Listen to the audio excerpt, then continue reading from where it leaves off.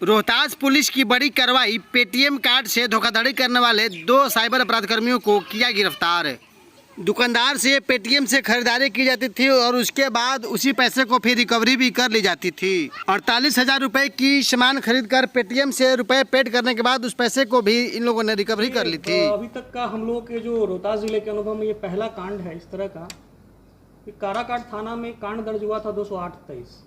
ये फर्जीवाड़ा और आईटी एक्ट में दर्ज किया गया था। इसमें एक व्यक्ति मुकेश कुमार जी हैं काराकाट के। ये इनका कहना था कि इनकी दुकान में 48,000 रुपये की खरीदारी की गई व्यक्ति के द्वारा और बाद में बिना इनकी मर्जी के वो पैसा उसको फिर से रिफंड चला गया। हम लोगों ने कांड दर्ज किया था।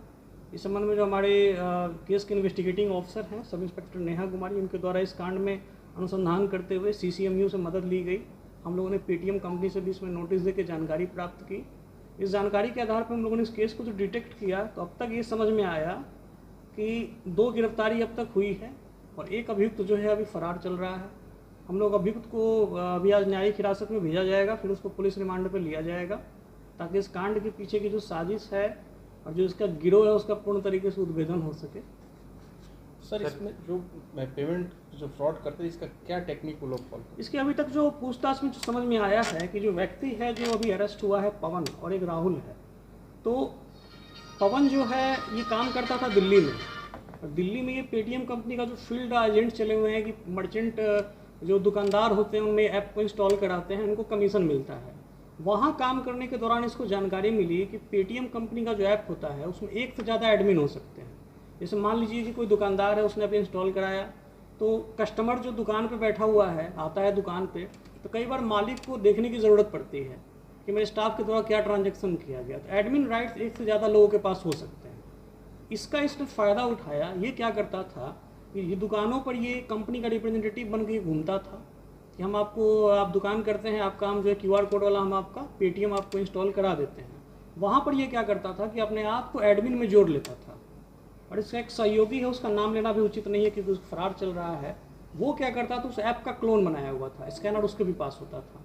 तो जैसे मान लीजिए कि ट्रांजैक्शन किया, कोई कस्टमर आता है, उसने पेमेंट भी कर दिया, सब कुछ जेन्युइन दिख रहा है, जो कस्टमर टर्न अप हो रहा है दुकान पे जो आ रहा है उसकी मिली भगत रहती थी इन दोनों के साथ में। तो उसने दुकानदारी की, खरीदारी की, उसने पेमेंट किया। पेमेंट करने के बाद में ऑटोमेटिकली ये लोग क्या करते थे, वहाँ से रिफंड इनिशिएट कर लेते थे क्योंकि ये एडमिन के रूप में हिडन होता था। और इसके बाद में क्योंकि जब कोई ऐप से आप ट्रांजैक्शन करते हैं तो इंस्टेंटली आपके अकाउंट में पैसा नहीं जाता है, तो ऐप थोड़ी देर के लिए उस पैसे को रखता है। नॉर्मली 24 घंटे का उसका एक पीरियड होता है उसका। तो उसी का फ़ायदा उठाकर ये क्या करते थे, उसको रिडायरेक्ट कर लेते थे और रिडायरेक्ट करके जो कस्टमर है उसके अकाउंट में पैसा फिर वापस चला जाता था और फिर उस पैसे को ये लोग मिलकर बांट लेते थे। हम लोगों ने इसमें रिकवरी भी की है। जिन लोगों ने कन्फेस किया, स्वीकृति बयान में बताया है, हम लोगों ने अब तक एक फ्रिज को रिकवर किया है, एक कूलर को रिकवर किया, 2 पंखा रिकवर हुआ, 2 मोबाइल रिकवर हुआ। इनके भी मोबाइल को हम लोग रिकवर किए हैं जिसको हम लोग फोरेंसिक जांच के लिए आगे भेज रहे हैं। और एक पेटीएम कंपनी से भी हम लोग संपर्क में लगातार बने हुए हैं। हम लोग पेटीएम कंपनी की भी सहायता लेना चाहेंगे कि आखिर इस तरह का फ्रॉड कैसे मुमकिन हो रहा था और इस फ्रॉड पे आखिर कैसे लगाम लगाई जा सकती है। पैसा भी रिकवर हुआ है सर? पैसा की रिकवरी की स्थिति जो है अभी तक जो है खर्च कर दिया गया था, सामान अभी बरामद हुआ है और अभी हम लोग चूँकि पेटीएम से हम लोग को मदद मिलने पर ज़्यादा क्लियर हो पाएगा कि उनका जो बेसिकली क्लोन ऐप है उस अकाउंट में कितने पैसे हैं ये हम लोग को पता लग जाएगा। तो हमको लगता है कि 2-3 दिनों में और ज़्यादा क्लियरिटी आ जाएगी। हम लोग न्यायालय से भी इनका पुलिस रिमांड ले रहे हैं ताकि हम लोग कितने लोगों के साथ सर ऐसा अभी तक देखिए, अभी तक कुल मिला के 6 लोग अब तक सामने आ चुके हैं उस इलाके के, जिनका कहना है कि उनके साथ डायरेक्टली ये हुआ। उन्होंने बाय फेस पहचाना भी कि यही व्यक्ति था और अभी तक ये जानकारी नहीं कि कुल कितने लोगों को इनके द्वारा जो धोखेधारी की इनके द्वारा की गई है। सर आम यूजरों के साथ ये मर्चेंट ऐप की बात आई है। बेसिकली दुकान में जो यूज कर रहे हैं लोग पेटीएम का कस्टमर से पेमेंट के लिए, इंडिविजुअल ऐप की बात अभी तक सामने नहीं है। सर कहाँ हुआ है ये? आपको विक्रमगंज एरिया से ही सामने आया है अब तक, वहीं के लोग हैं। तो काराकाट बाजार के हैं, फिर गोडाड़ी के हैं वहाँ पे, और जो वर्तमान में कंप्लेनेंट है वो बुडवल के रहने वाले हैं काराकाट के। इनका दुकान है यहाँ पर गोडाड़ी में, इनका मार्केट में दुकान। कुछ आपराधिक इतिहास भी है क्या? अभी तक तो जानकारी नहीं मिल पाई है। हम लोग चूँकि आपराधिक इतिहास जानने के लिए हम लोगों को अन्य जिलों से भी जो है पत्राचार करना होता है, तो ये भी हम लोग जो अनुसंधान करना पता पुलिस को बड़ी सफलता मिली। जो सम्मिलित पुलिस प्रशासन है उसको सम्मानित किया जाएगा? बिल्कुल सम्मानित किया जाएगा। इस केस में हमारे सीसीएमयू प्रभारी सब इंस्पेक्टर माधुरी कुमारी, हमारे जो अनुसंधान करता है सब इंस्पेक्टर नेहा कुमारी, दोनों के द्वारा बहुत अच्छा काम किया गया है।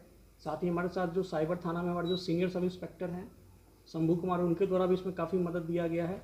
और प्रोबेशनर जो डीएसपी हैं अपने आदिल, उनके द्वारा भी रात भर रेड में काफ़ी नेतृत्व का परिचय दिया गया है। तो हम लोग सभी को सम्मानित करेंगे और मुख्यालय को भी लिखेंगे इस संबंध में। चूँकि ये एक तरह का यूनिक केस है, तो आर्थिक अपराध इकाई जो है बिहार पुलिस की, हम लोग उनसे भी संपर्क में बने हुए हैं ताकि उनके माध्यम से भी संबंधित कंपनी से हम लोग तकनीकी सहयोग ले सकें।